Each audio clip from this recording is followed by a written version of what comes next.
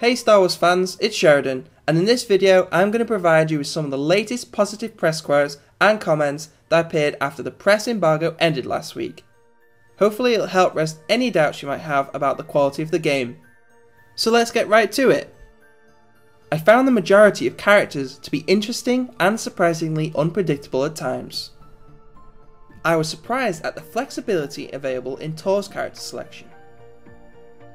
I felt as though I knew my character as well as I have ever known BioWare staples such as Revan or Hawk.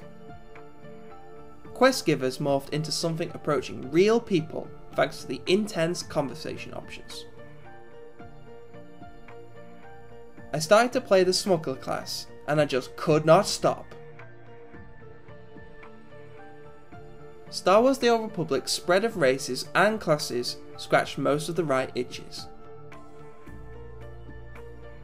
In questing, I soon discovered that the companion was a useful friend.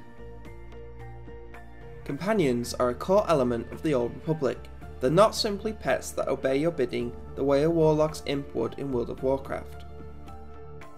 They're not just a body to spout dialogue during conversations, or while you're slaying crime lords in the city world of Coruscant to spice things up.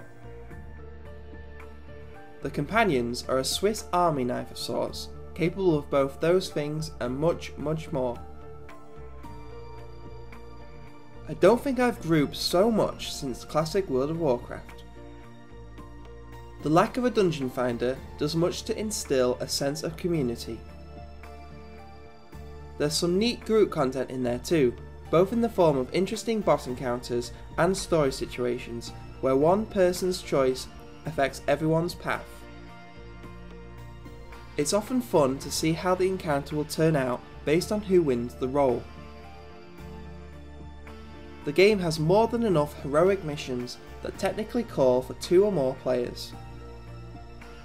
The flashpoint was peppered with all manner of cinematic set pieces, especially the last boss fight, which was absolutely epic to say the least.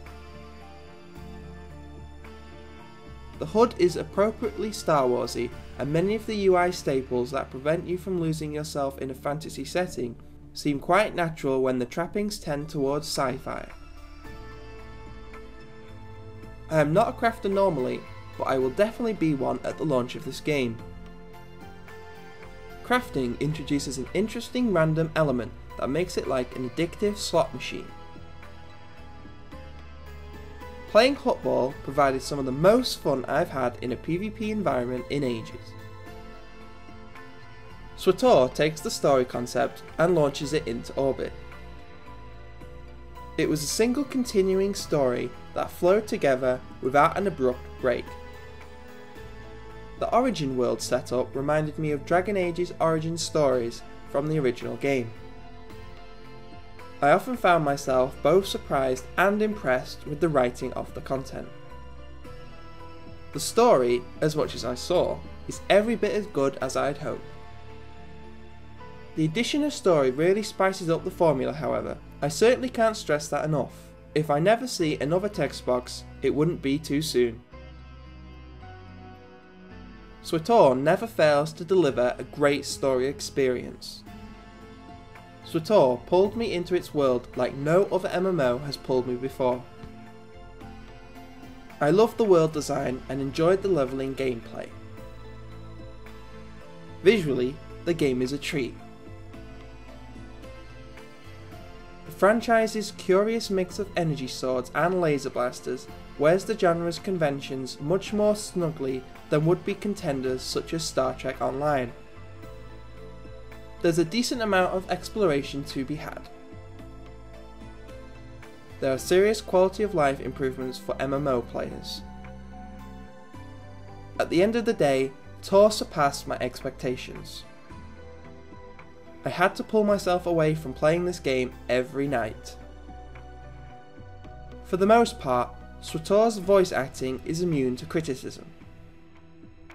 There's something seriously satisfying about pumping unrelenting high-speed blaster bolts into some poor guy's chest and watching him convulse like Chunk doing the truffle shuffle in the Goonies. The peripheral elements, narrative trappings, and subtle gameplay tweaks make this game stand out. There's a lot of early level content ranging from quests and dungeons to exploration and politics. Thank the maker that the mobs aren't crammed in shoulder to shoulder, forcing you to fight every 5 seconds. SWTOR still has the potential to be a serious contender to World of Warcraft. It offers basically the same gameplay that so many millions have grown to love. Its heavy emphasis on a personal story, gorgeous visuals, and voiced quests does much to prevent it from feeling like a simple clone. That's it for this video everyone. Let me know if this was helpful to you and whether it helped you feel more secure in deciding to buy and play the game. If you'd like to see all of the reviews and previews, the links are in the video description below. Remember, we welcome your questions about anything to do with the game and will answer them in a future video personally. Thanks everyone.